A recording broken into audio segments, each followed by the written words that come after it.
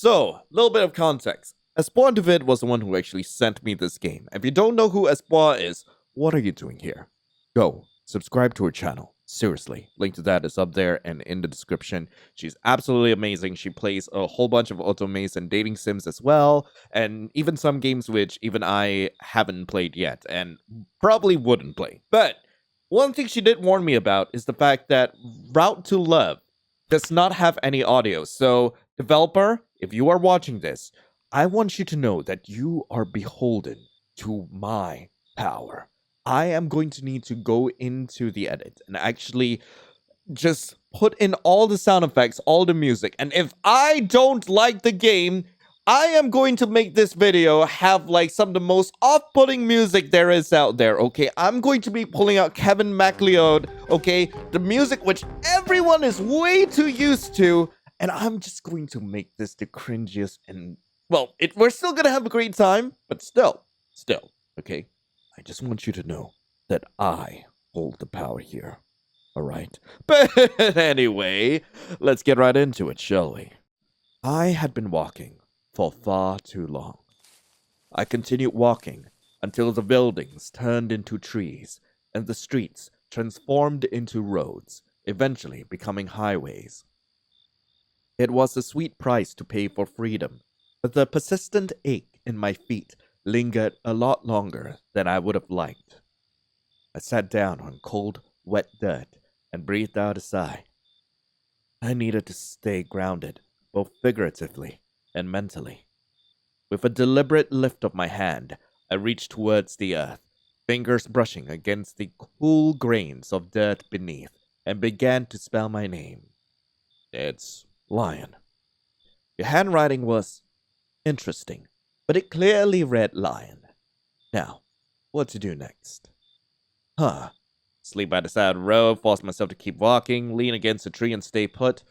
Oh, I'm gonna make a save here. It would be really funny to sleep by the side of the road. I feel like most of these are like terrible decisions to make.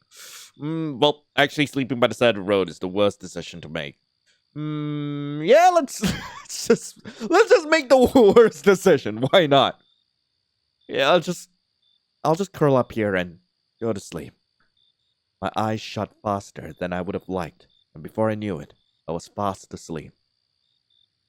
The soothing symphony of nature lulled me into sleep, with the gentle rustling of leaves and the melodic songs of birds, creating a relaxing ambiance.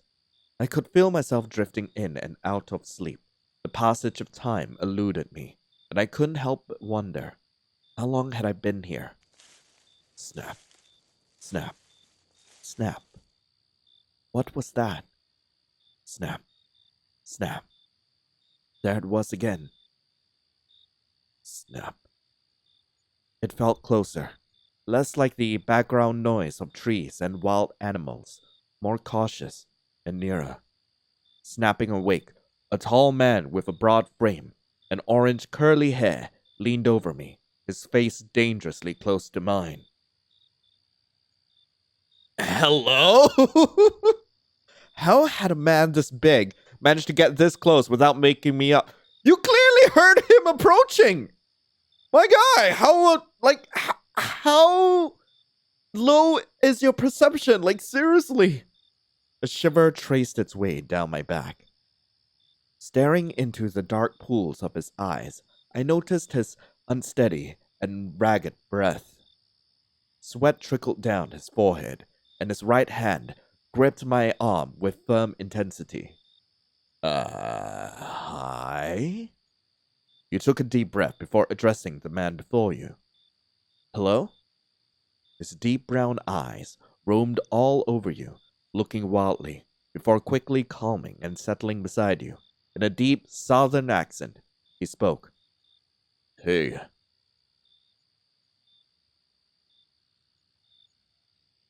Is it supposed to be stuck like this? Can you let go of my arm? He scuttled backwards, as if your skin was on fire, pushing himself against the farthest tree. He breathed a deep breath before he offered a small apology. I'm sorry. His breath was uneven, something caught in a small bit of panic. I kinda love him, actually. I thought you were, doesn't matter. He trailed off, clutching his belt as if it were a lifeline, his gaze briefly meeting yours for a second before speaking again. You look so cold. Morgan shuffled around slightly before continuing. I'm Morgan Fry. It's nice to meet you. I don't see new faces often. Morgan smiled at you, kindly, tipping his hat slightly before firmly grabbing his belt and fiddling with it as he spoke. Sorry for scaring you. You looked a bit worse for wear. Not like in a bad way or anything. He starts to flush slightly, turning his gaze away. I don't think someone like you could ever look bad. Yeah, I've only seen pretty people like you in magazines. His words make a warmth spread on your cheeks. Being called cute is nothing new, but being compared to an airbrush model is a first. Thank you. That's, very kind of you to say. You thought for a second before you made up your mind. I mean, he seemed nice enough, and he even apologized. I'm lying. It's nice to meet you too, Morgan. Morgan turned a bit red and glanced downward. I thought that was your name. See, you wrote it on the ground. Your face warms a bit as you quickly kick the ground, scattering your name. It's a tad embarrassing, realizing you wrote your name in the dirt for everyone to see. Yeah, you mentally noted, not to write your name on things in the future before a secondary thought clouded your mind. You cast a slightly confused glance at Morgan. How did you know I was here? Morgan seemed a bit apprehensive as he glances back towards the road. I was driving, and I looked to the left and, well, saw you. Morgan smiles at you with a mischievous smile, slightly, as he continues to speak. Any man with eyes would stop dead in his tracks in the presence of an angel, he winks. The expression on your face must not have been impressed because Morgan quickly rethinks his sentence. Morgan coughs and swiftly looks away, visibly embarrassed, before mumbling and rubbing his neck as he talks. You looked hurt. Yeah, I was just making sure you're okay. Well, thanks for trying to help me, Morgan, but I'm fine. I've been walking for a while. Morgan takes a deep breath as he fiddles with his belt buckle. Can I give you a ride to wherever you're heading? Yeah, I'm good for it. I've heard I'm good company. A great listener, even. Oh my god, why is he so cute? Morgan's eyes are firmly locked to the floor as the blush cloaks over his face once again. There's, plenty of space in my truck. Morgan appears extremely nervous, breaking into a sweat. He even takes out a comically small handkerchief to wipe his face before attempting to meet your gaze. Oh my god. I know what I said at the beginning, okay? And I'm realizing now that it's very mean because I'm actually really enjoying this. God, he is such a cutie. I know you're going to turn out to be absolutely horrifying, but you are such a freaking cutie. Frick. You should probably answer before Morgan dies of dehydration. Follow him to his truck. Don't follow him to his truck. I'm gonna follow him to his truck. Like, red flags be damned. Well, there's my truck. It's not much, but it'll take us where we need to go. Morgan pats the back of the truck with his hands, almost like a car salesman, wearing a slight smile. Morgan stands there for a second, gazing at you. When he realizes he's staring, he quickly looks away. Where are my manners? Let me help you get in. Morgan leads you to the passenger side of the truck and extends his hand. I will take his hand. You were a bit surprised when Morgan grabbed your hand, pulling you close only to sweep you off your feet. He gently places you in the passenger seat, handling you with a surprising delicacy, as if you were made of glass. Leaning in with a gentle touch, Morgan carefully fastens your seatbelt, the satisfying click filling the air. As he finishes, a subtle blush colors his cheeks. Seatbelts. so you'll be safe. You beam a friendly smile at him. Thank you, Morgan. Morgan's attentive care made you feel like royalty, a warm feeling settling over you. I'm just gonna run around the back and make sure everything's good before we start driving. We'll be right back. With that, Morgan gently closes the door and walks around to the rear of the truck. You look around Morgan's car and see a few interesting items. You wake up and notice a few items scattered around the room. What do you want to grab before leaving? But I have to choose here? What the heck? I will look at the magazine. Small picture. You take a small picture from the cup holder. It's a picture of a stern-looking woman next to a maybe 9-year-old Morgan. They both look very formal, wearing black. Just as you place the object back, you hear Morgan open the door with a slight grunt. So we're about to wait. Morgan huffs a bit out of breath, as he puts on his seatbelt and fixes his hat, looking down at you before adjusting his seat. Yeah, it's okay. I don't mind you driving, so I'm more than grateful to wait. I don't know what I would have done if you didn't pick me up. You let out a trapped sigh. What you did was dangerous. You could have died from exposure or run into someone crazy. You were glad Morgan found you. Thank you, Morgan. Really, you're a lifesaver. It's no problem. I'm just doing what anyone ought to do. Morgan pauses for a second before taking a breath, making direct eye contact with you before he says, It would be a crime to leave someone as gorgeous as you stranded. You couldn't help but wonder who taught Morgan all these pickup lines. You looked away just fast enough to hear Morgan chuckle. So, you said you'll take me anywhere I want it? Morgan nods firmly with a smile. There's only one place that comes to mind. It's a small town where you've spent vacations, always enjoying your time there. It feels perfect for a fresh start. Additionally, it's the last known location of your only remaining friend. Can you drop me off at Lenville? Morgan looks at you, momentarily confused and puzzled. You have family there? No, my friend lives there. Morgan smiles and flicks up his hat. Well, make that 2 of them. Lenville is a small town. Morgan looks around your age, and there weren't many kids to play with. Why have you never seen him before? You didn't have to question for long because Morgan provided an answer. You wouldn't have met me. My mom was strict, and the people in town never liked my folks. You pondered ways to ease his tension before finally speaking. Well, glad to got to know you now. Me too, Lon. So, how long will it take to get there? Lenville, I mean. Maybe like 5 hours, give or take. 5 hours? Thought you said it was close. Well, it is by car. You sigh. Well, I guess it doesn't matter how long it takes, as long as we get there eventually.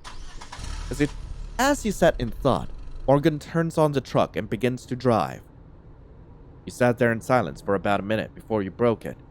Morgan, why don't you tell me more about yourself? Morgan fidgets under your gaze. You want to know more about me? Yeah, I want to know all about my new friend. Friend?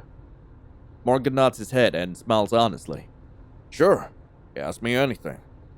Okay, what do you wear gloves? How tall are you? Do you smoke? How long have you been driving trucks? So Morgan Sue Fry? Why that name? Are you married or dating anyone? Favorite color? Do you have any siblings? What happened to your arms? Morgan Sue Fry. Morgan smiles sadly. He looks over at you for a second before he starts to talk. My father named me Morgan Sue Fry. Growing up, he thought I was a big crybaby. Said if I was gonna act like a girl, that I should have a girl name too. It was hard growing up with the name, but I managed. Anything else? Yeah, why do you wear gloves? Morgan glances at his gloved hands and hesitates before responding. I prefer to keep them covered. Okay, how tall are you? Morgan chuckles. 6 feet? Something? Give or take a couple of inches. Alright, you smoke? Bad habit I've been trying to quit. Had this one pack for 4 months. Holy frick, that is amazing! Honestly, mad respect to Morgan. How long have you been driving trucks? Morgan's eyes light up. Been on the road for a good 10 years now. It's a lifestyle, you know. Right. You married or dating anyone? Morgan grips the wheel tight. I never had much luck with dating. I might drive the truck, but I don't get out much. Even if I did, I don't think anyone would give me much of a glance. I'm looking at you, though. Morgan gives his curly hair a flick. You have my attention. Morgan is giving you an impression of a bright red tomato. His face is red enough to be used as a flag. I guess I do. Any more questions? So, favorite color? Morgan's eyes twinkle. Blue. Like the open sky on a clear day. Oh, that's a nice color. Right. Got any siblings? Morgan's expression turns wistful. An older sister once. She's not around anymore. Went missing when I was young. They never found her. Oh. Yeah, it's okay. It happened a long time ago. My mom always said she ran off with some boy and changed her name, so she's probably fine. Or at least, I like to think so. It's okay. Any other questions? Well, what happened to your arms? Yeah, I had a pet at home. She never really liked me much. Had? She got out into the cold. Didn't last long out there. It was just too cold. Sorry for your loss, Morgan. Thanks, Angel. Morgan winks at you. As you stir, Morgan glances over from the driver's seat. Hey there, Lon. You've been out for a little bit. I moved you. Thought it might make you more comfortable. Hope you don't mind. Morgan smiled shyly at you. Oh, thanks, Morgan. You yawned mid-sentence, a sign that you must have dozed off for quite some time. Glancing around, you begin to realize that you're in a snug bed, tucked in behind the front seat. The bed is just big enough for you. Makes you wonder how Morgan even sleeps here when he travels. Sniffing the blankets, you catch a strong whiff of fabric softener. Morgan taps his fingers on the wheel, his hands tightening slightly, appearing a bit nervous as he says, Hey, can I ask you a question? This friend you're meeting up with, did you tell him when you were getting there? He'll tell the truth. Yeah, he knows I'm coming. He? Oh, who you meeting up with? His name is George Curley? Morgan rolls his eyes in disgust. Do you know him? Morgan chuckles and grins like he heard a joke. In a small town, everyone knows the sheriff. He's the sheriff now? Huh, I didn't know that. Morgan glances at you, a bit confused. He didn't tell you. Must not be a good friend then. You pout slightly at his words, lightly shoving his arm. Hey! He's a good friend. He just gets busy a lot. Too busy to tell you their job? Well, ain't got anything to say about that.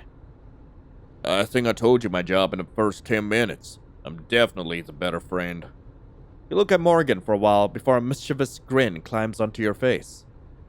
I know what's going on here. Morgan looks at you curiously. What's going on? You plop back in your seat and grin. You're jealous. I am not. How can I be jealous of someone I can't even see without looking down? For someone who was stuttering a moment ago, Morgan now appears much more confident, maybe even a bit cocky. You couldn't help but laugh. Morgan looks over at you and smiles. You got a good laugh. Huh? You have a good laugh. It's nice to hear. I don't know what to say. Morgan blushes and grips the wheel a little tighter. It's just, haven't heard anyone laugh like that around me in a long time. It's nice. Morgan fidgets in his seat before speaking again. You hungry? You were having such a good time, you forgot you were hungry. Morgan didn't lie about being good company. Yeah, I could eat. Morgan looks at you and smiles. I know just the place. You give him a look. Trust me, it's on the way, and as your new best friend, it will be my honor to show you the best restaurant around here. Best friend? When did you level up? When you mentioned George Curley. You couldn't help but laugh. Well, I guess I can't say no to my new bestie. Of course you can't. It's impossible. Aw! God damn it, that's the end of the demo. Alright, so what happens if I lie? After a brief pause, you chose to be honest. Wait, what? No, he doesn't know I'm coming. Hey. Morgan casts a cautious gaze over me, wearing a subtle frown. And to think, I believe I was special. Morgan pouts, batting their eyelashes at you. Had I known you were such a heartbreaker, wouldn't have allowed myself to become so attached. You hadn't witnessed this side of Morgan before. They seemed happy and goofy, devoid of even a hint of nervousness. You couldn't help but play along. Morgan, baby, I promise, you're the only friend for me. Even caught Morgan's eye, giving them a not sexy subtle wink. Morgan vibrated with laughter, offering you a genuine smile, and suddenly, the truck felt light, warm, cozy, and familiar. What does he have that I don't, Angel? Morgan taunted you with their eyes. Rock hard abs. Morgan chuckled. Lion, I have abs. Are they rock hard? Morgan looked over for a moment, staring at you intensely. You want to find out? Hey, yo, Morgan! You looked away as your face begins to heat up. Stop teasing me, Morgan! Okay, Angel. I'll stop. You hungry? Yeah, starved. Starved? Well, that won't do. Morgan smiles, tapping his fingers on the wheel. I know just the place. Ah, alright. Okay, so I want to take a look at some of the other things you can interact with. Most of these are pretty inconsequential, but I do want to show you, like, what's in a magazine real quick. You pick up the magazine and flip through its pages. It's a magazine all about being confident in yourself, with a long list of breathing techniques. Morgan circled and underlined a few things. 100 pickup lines for a date? You think you've heard some of these? How to control your emotions. Best ways to make friends. Aww. How to get over anxiety. You tell me Morgan's a big, anxious baby? No, don't make me love him more. 8 reasons you're lonely? It just keeps going on from there. Just as you place the object back, you hear Morgan open the door with a slight grunt. Alright, we're heading back. Okay, let's check out the blanket real quick. It's a thick, hand-woven blanket with a picture of tigers, lions, and bears. At the bottom, it says, "Be brave, Morgan." Cute. Just as you place the object back, you hear Morgan open the door. Okay, heading back. Okay, let's check out the ID card. It's the ID of someone named Bob Mueller. Maybe a friend or ex-passenger. And the last thing I do want to check out would be the cigarettes. You honestly can't imagine seeing Morgan smoking a cigarette, but the box is half empty and well worn. Alright, that's all the things we can actually interact with inside of the truck. Let's head even further back and see what happens if we decline, like, going into the truck with him. Alright, let's not follow him to the truck. You shake your head. That's enough weird forest men for today. No, I don't want to get in your car. I just met you. Morgan's faint smile he had been carrying immediately drops, and he turns around with a frown on his face. Is it? Because of me? I swear, I'll take you straight to the gas station. Just give me a chance. I'm not following him. Morgan removes his hat, holding it in his hands, gently twirling the edges. I really didn't mean to scare you. You cut him off before he has the chance to finish. I don't know you. I'm not getting in a stranger's car. Morgan tries again to speak. I gave him my name. I'm not a... You're having none of it. Who the hell tries to help someone while wearing gloves anyway? For all I know, you're a psycho-murdering freak. The silence descends between the two of you, before you see Morgan gaze at you with an intensity you didn't think possible for such a shy man. You catch him murmuring something, and a shiver runs down your entire body. I didn't do it. Wait, what? I didn't do it. I don't care what they say. I didn't. Morgan seemed to be losing control, repeating himself over and over, trembling as if the seams of his composure were coming apart. I didn't do it. Having had enough of the unstable man, you bolted before he had a chance to look up, running frantically down the highway. Wait! Is all you hear, as you run with all the energy you can muster. You didn't have to turn around to hear his footsteps quickly chasing after you. Wait! It was closer now, quickly gaining on you.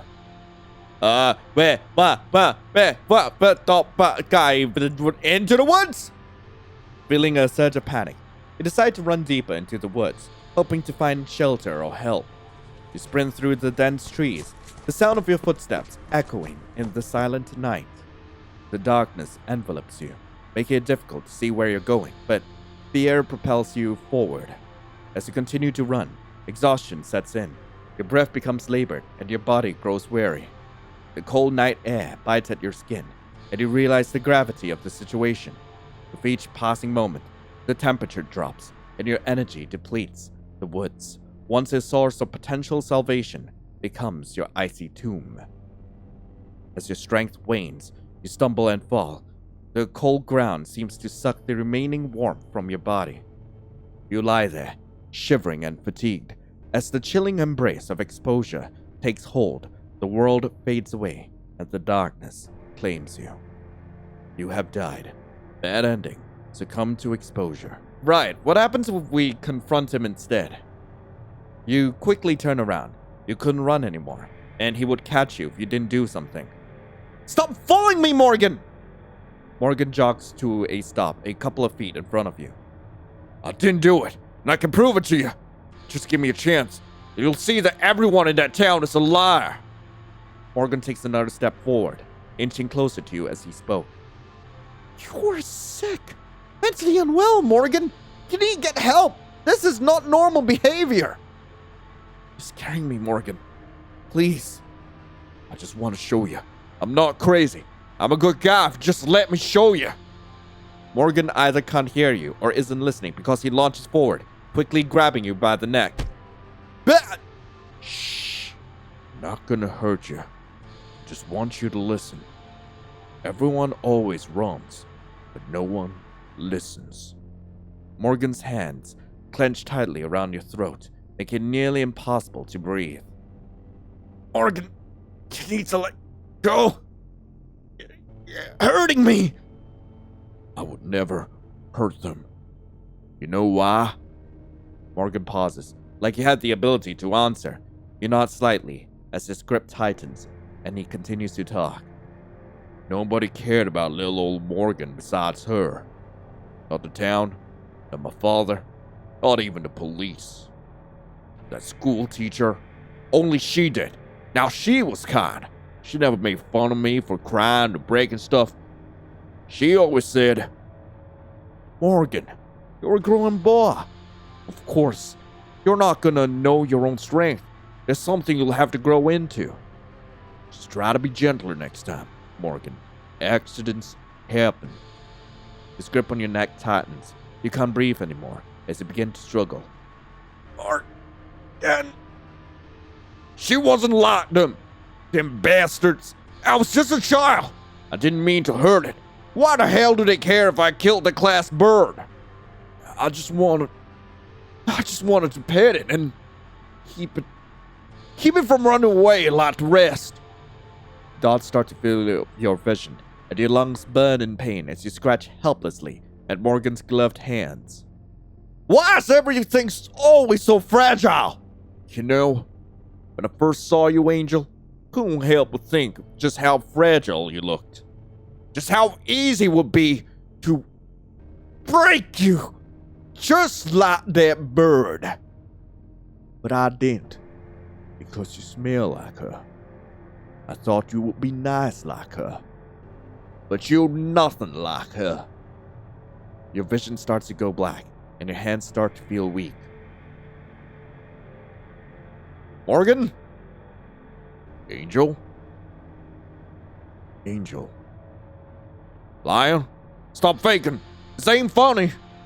I didn't mean to. I'm not a bad guy.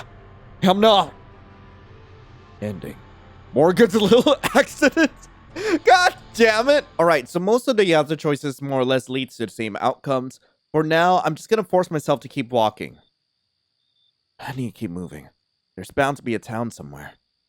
I pushed my body past its limits and continued to walk. I was exhausted, but staying by a road can't be safe. Almost as if being controlled, I continued to push forward. You walk and walk and walk until you're completely exhausted But you are determined, and this road won't beat you. You don't need water or shelter. You're definitely not cold, hungry, and lost. You were lost. Very lost. And with the road only getting darker, you grew worried. Would you get to town soon? How long would you have to walk? Should you call for help and hope someone hears you? Were there bears or coyotes in the forest, or worse, rats? As your brain rambled on and on about the possibilities, you failed to hear it coming. The blow landed like a sledgehammer, sending shockwaves of agony through your entire being. The sensation was so intense that you barely had time to register the pain before your body was propelled through the air. When you hit the ground broken. All your matter turned into physics in seconds. What? What do you mean? But sadly, you were still alive. In the midst of this quiet darkness, a sudden harsh screech pierced the air as a vehicle abruptly slammed on its brakes nearby. The heavy footsteps echoed on the ground, a slow and agonizing crawl that drew closer until they were right behind you. Swiftly and mercilessly, a strong grip seized your face, forcefully jerking it left and then right. Waves of pain reverberated through your skull, the relentless pressure leaving you reeling. Your weakened mind staggered, desperately searching for answers. Was it a doctor? The last thing you pondered was swiftly replaced by a jolt of searing pain, coursing through your body as you were hauled up like a sack of spoiled potatoes. You felt the movement of being carried, and then a shiver coursed through your body as your skin melted the unforgiving touch of the cold metallic floor. Summoning the last shreds of your strength, I managed to gurgle out a desperate plea. Help me. The man briefly gazes at me before leaning down, gently caressing my face with soft strokes. Your plea was met with a sickening silence and left an unsettling stillness hanging in the air. It becomes painfully clear that the looming figure before you was no doctor, no savior. You would have been perfect. The man's fingers gently tracing the strands of your hair with an unsettling smile before his expression contorts into something sinister. The man rose gradually, his towering stature casting an ominous shadow. The sound of metal sending a resonating clang reverberating through the surroundings. I'm sorry. Should have been watching the road. I knew I should have picked you up when I saw you earlier. Now, you're broken. Don't worry. Even broken things have value. Fear coursed through your body as your vision began to blur, and you fought to stay awake. The man stoops down, pressing a gentle kiss upon your head, before walking over to a compact, box-shaped object that emitted a beep when he pressed it. The man crouched down, running his fingers through your hair with one hand and holding your face with the other. Eventually, he seized a thick chunk, wrapping it tightly around his finger. The man looked at you, apologetically, before yanking the hair clean off your head. Wait, what? Bye, Angel. With that, the man walked away. As he departed, a frigid rush of air invaded whatever remained of your lungs, the cold penetrating deep into your bones. You endured pain in absolute darkness. As you lay there, the metal floors grew colder, and their chilling touch seemed to blister your skin. The last thing you felt was cold. You have died. Dead end. Ice cold. Thanks for playing. Now word from Morgan. Is it cold? What's that? Better than being with me. You hurt me, Angel. But I can handle the pain. I love you. Anyway, that was Route to Love. I really hope you guys enjoyed it. If you guys do want to play this for yourselves, link to the game is in the description below. This is still the demo, and I gotta say, it's really promising. I do love the way Morgan was written. I do love the dynamic between like the main character and Morgan, and God, I am really excited to actually see what's coming next. I know that the current version of the game does not have any audio. I actually did have to edit in like some of the sound effects and the music. If there is any music, I'm not sure if I just went with sound effects for this.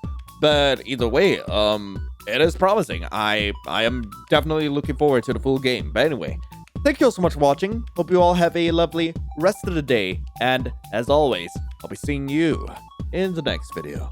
This is Lion, signing off. Ciao.